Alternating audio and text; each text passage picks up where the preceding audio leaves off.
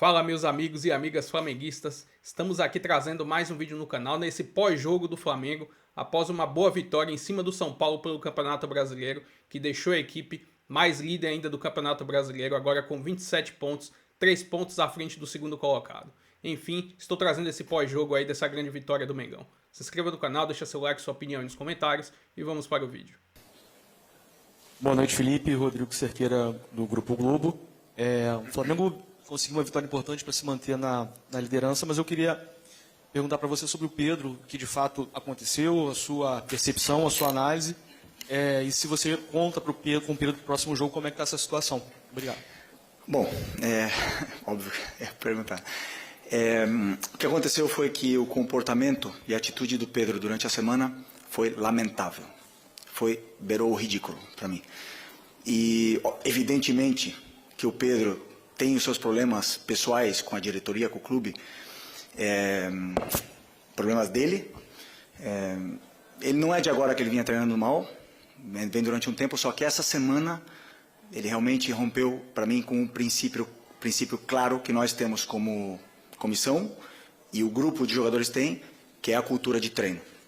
E para mim, o que ele fez foi uma falta de respeito, a atitude dele nos treinamentos, e não duvidei em nenhum momento de deixá-lo fora da lista de relacionados, porque esse tipo de comportamento pode contagiar, né? Então eu espero que ele recapacite, que ele pense, peça desculpa para os companheiros e volte a ser o Pedro, porque para mim não é só uma falta de respeito com os companheiros, é uma falta de respeito primeiro com ele mesmo. Então, um jogador que tem uma ambição que o Pedro deveria ter, de chegar na seleção brasileira, de jogar outra Copa do Mundo, não pode negociar 1 minuto de treinamento, infelizmente. E essa semana aconteceu. Então, depois, faltou respeito com os torcedores que estão esperando o melhor Pedro, o Pedro de antes da lesão, e nem falar com o clube, né, que paga o salário. Então, basicamente é muito simples. Venho aqui de peito aberto, responder todas as perguntas que vocês queiram sobre esse assunto. Tentei protegê-lo durante muito tempo, mas chega uma hora que ele tem que querer. Tem que partir dele. O Pedro tem que querer mais do que eu não posso querer mais do que ele. E a gente vê no campo a cultura de treino instaurada nesses jogadores, o que eles conseguem correr e conseguem performar, né? O meu olho me diz o que eu vejo no campo, o que eu vejo em cada treinamento, mas temos dados de GPS que dizem que o Pedro é o último em absolutamente tudo durante essa semana. E um jogador que é o último em absolutamente todas as valências físicas, que é alta intensidade, é aceleração, desaceleração, não está pronto para performar. E aí vocês podem botar a culpa no treinador, no modelo, nos companheiros, no Arrascaeta, vocês podem botar a culpa em quem for. Mas a culpa é dele. E ele tem que querer. A hora que ele querer, eu estou esperando de braços abertos, porque eu não posso ir para o mercado comprar um jogador que faça 30 gols, que nem ele. Ele está com a gente, ele não é um problema, ele deveria ser a solução. Repito, tem que querer. E a hora que ele querer, que ele pedir desculpa para os companheiros e voltar a treinar no nível que os companheiros dele estão treinando, com certeza não vai ser um problema. Ele vai estar no campo titular, indiscutível. É isso. Felipe, Raíza Simplício aqui da Gol Brasil e da revista Placar. Você falou sobre a atitude dele ao longo da semana. Eu queria que você explicasse um pouco mais se foi indisciplina ou se vocês enxergaram que ele estava treinando realmente muito mal. Enfim, e a comissão técnica entendeu que ele não poderia treinar tão mal assim. Se ele abandonou o treino, né? A gente teve algumas notícias que disseram que ele teria abandonado o treino. A gente escutou também o lado do pessoal dele que disse que não, que ele avisou ao seu auxiliar que estava sentindo dores e etc. E ao longo, né, dessa última semana teve esse episódio de uma pessoa do alto escalão do futebol do Flamengo que, enfim, você viu os prints, toda aquela situação, você está, obviamente, muito ciente. Se você conversou com ele, o que você sentiu dele depois disso? Bom, primeiro, como eu falei, a treinabilidade dele é mais baixa, né? O Pedro estava assim. Aconteceram esses vazamentos, esses prints. Eu não tenho absolutamente nada a ver com isso. Eu não quero que o Pedro seja vendido. Eu não quero que o Pedro saia. Chamei os capitães, chamei ele na frente, transmitimos isso para ele, os capitães também. Falamos para ele que precisamos dele, precisamos do Pedro. E não vou entrar em detalhes micro, mas obviamente que você vê o aquecimento, as respostas, o deboche, a maneira de correr, de andar, e depois, como eu falei para você, está tudo quantificado com o GPS, e aí os números são muito inferiores, né?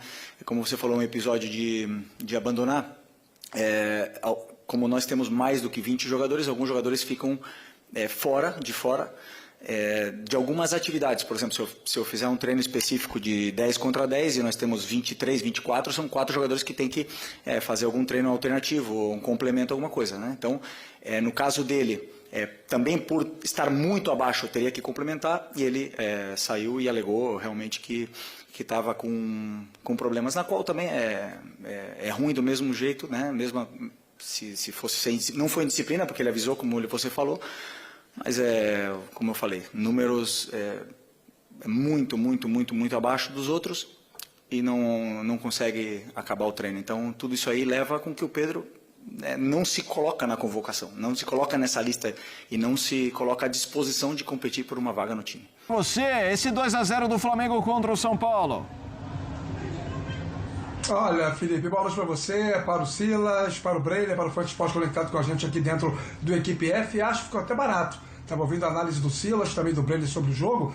Pelo primeiro tempo, pelo volume de construções do Flamengo, pelas inúmeras intervenções do Rafael, goleiro do São Paulo, no primeiro tempo que terminou 0-0, já o Flamengo ter deixado a etapa inicial vencendo pelo menos por diferença de 2 gols.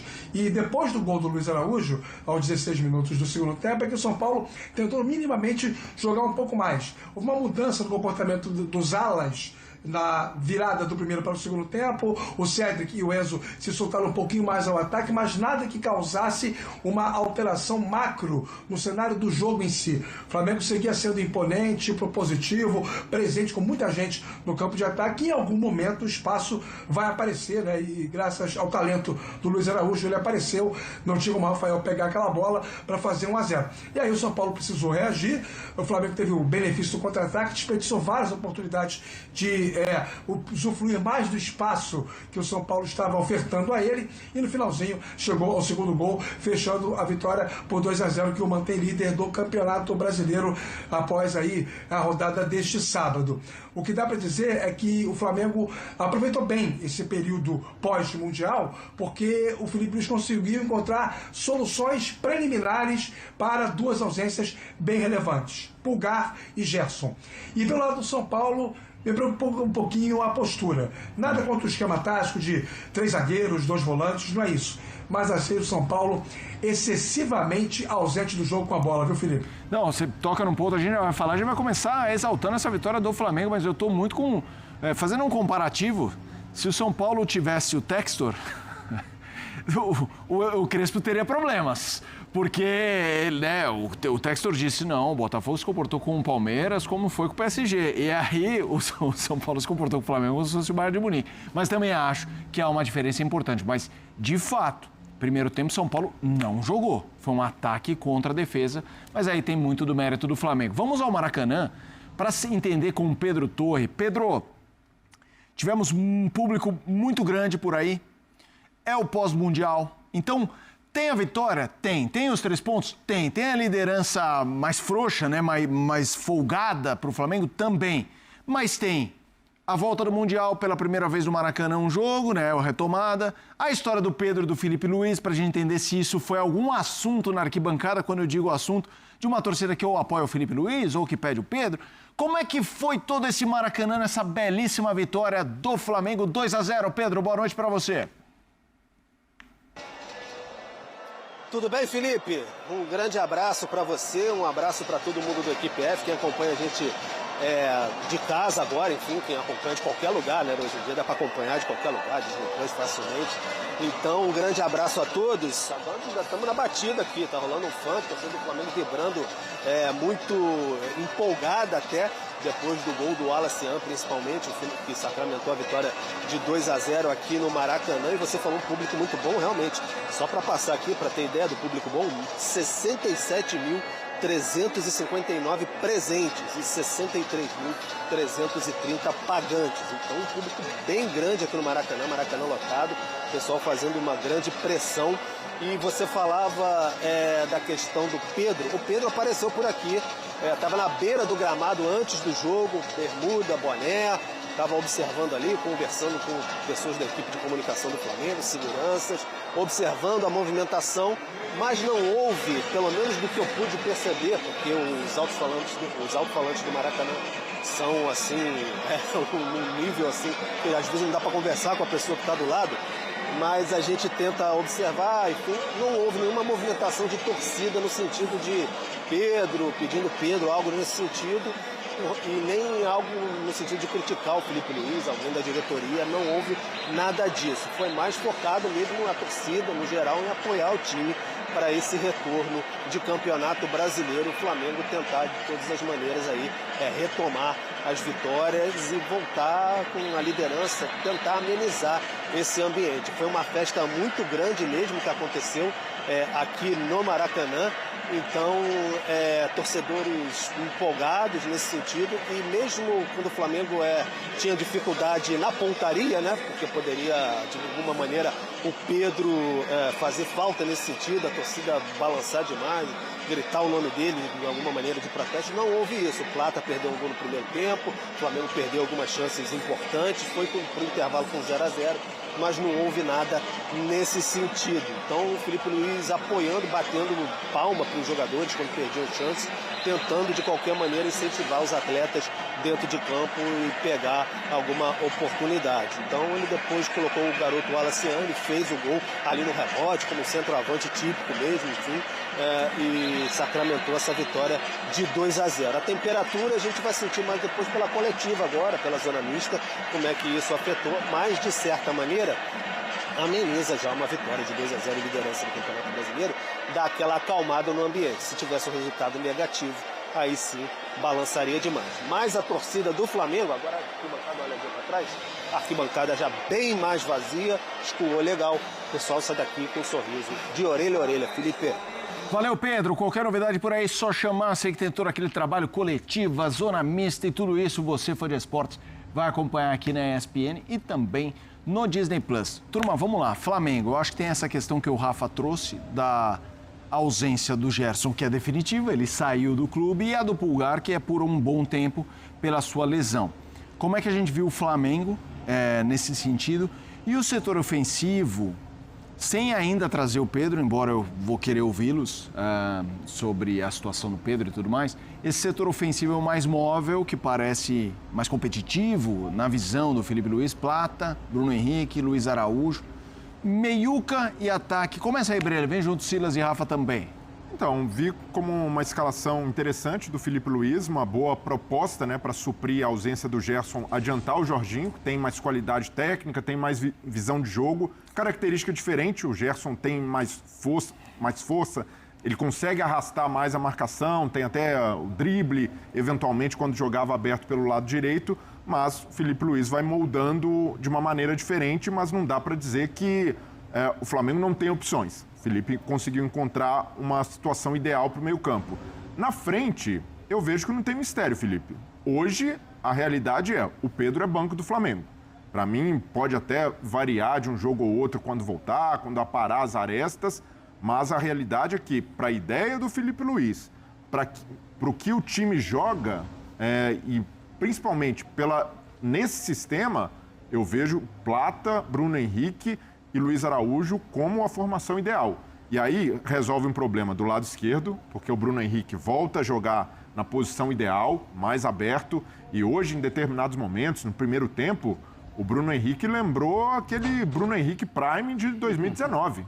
Na ponta esquerda, com velocidade, fazendo facão, o tempo inteiro incomodando a defesa adversária. Até achei que o cartão amarelo que ele tomou ali por aquela bicicleta, o Wilton Pereira Sampaio viajou ali, dá uma bicicleta, para mim não era para nem ter sido marcada a falta, mas vejo que o Flamengo resolve alguns problemas com o Plata ali.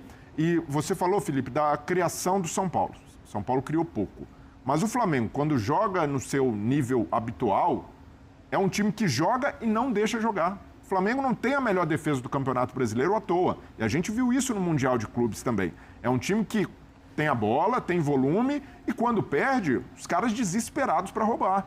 E aí o Plata faz esse trabalho de forma incansável, o Bruno Henrique também. O Luiz Araújo talvez seja o menos talentoso dos atacantes. Marcou um golaço, participou do outro. Mas bola por bola, talvez seja o que menos encante. Mas sem a bola, faz um trabalho exemplar. E isso diz muito porque o Pedro não joga. O Pedro não consegue atuar nessa rotação sem a bola. E o Flamengo, para se defender, precisa jogar assim. Os caras marcando lá na frente com essa intensidade. E o São Paulo sofreu. Mesmo até no começo do primeiro tempo, com uma boa organização na saída de bola, o Flamengo conseguia pressionar e retomar, porque faz isso muito bem. É uma das principais virtudes desse time do Filipe Luiz. Ô Felipe Breira, eu vejo assim, a conta, a análise, ela é simples de fazer.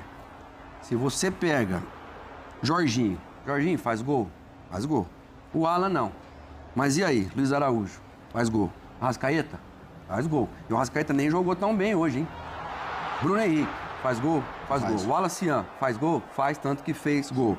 Plata, faz gol? Até os zagueiros, quando vão pro ataque, fazem gol. Não, teve um escanteio na área que eu acho que foi o Léo Pereira que cabeceou e o Rafael, mais uma vez, fez uma grande defesa ali. Aí você vai pro São Paulo. André Silva, tá ali entre os goleadores. Oscar, não é o cara que é goleador. O Lucas, sim. O Lucas é um cara que chega mais. O Alisson, Marcos Antônio, Pablo Maia. Aí você tá jogando com 3 zagueiros. Se você tá jogando com 3 zagueiros, os teus beiradas têm que chegar. O Ayrton Lucas no Flamengo chega. Chega e chega muito e chuta de fora da área. O Cedric a gente viu que ele é um bom marcador, ou Cedric, mas do meio de campo pra frente, não é aquele cara que tá sempre ali.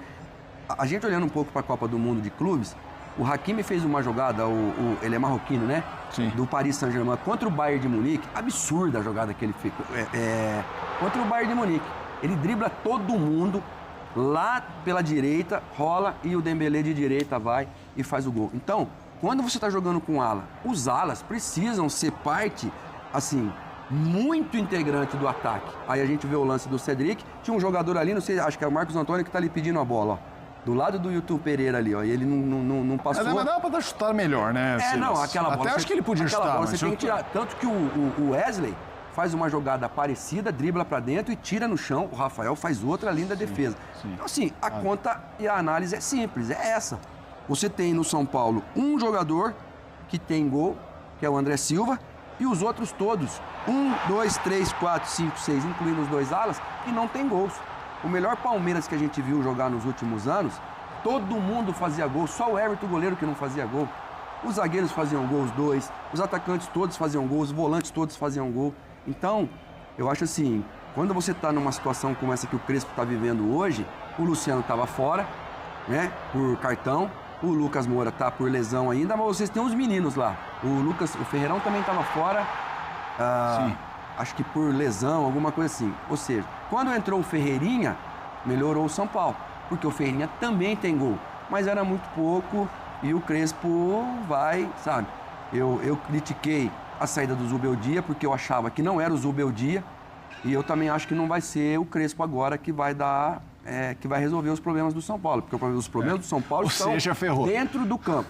Vou trazer aqui mais algumas poucas informações dessa vitória do Flamengo pelo placar de 2-0 contra o São Paulo dentro do Maracanã. Como podemos ver aqui na imagem do SofaScore, o Flamengo teve muito mais volume ofensivo, criou muitas chances de gols, ainda peca nessa qualidade de fazer, de decidir logo o jogo, principalmente no primeiro tempo, né? Teve boas chances claras, mas não conseguiu decidir. Enfim, o Flamengo finalizou 17 vezes em toda a partida, contra 5 do São Paulo, 6 finalizações no gol, teve a bola na trave do Léo Ortiz, que por pouco ali no sobra pro Plata abriu o placar. Mas enfim, além disso, teve uma chance clara do Plata também no primeiro tempo, numa bola cruzada rasteira de Bruno Henrique. O Flamengo foi muito superior, mereceu a vitória, líder do campeonato, 27 pontos, 3 pontos à frente do Cruzeiro, que também tem o mesmo número de jogos que o Flamengo no campeonato. Enfim, Mengão no topo da tabela. Lembrando, o próximo jogo será contra o Santos, lá na Vila Belmiro, quarta-feira, às 20 horas. Se inscreva no canal, deixe seu like, sua opinião aí sobre essa partida e até o próximo vídeo. Valeu!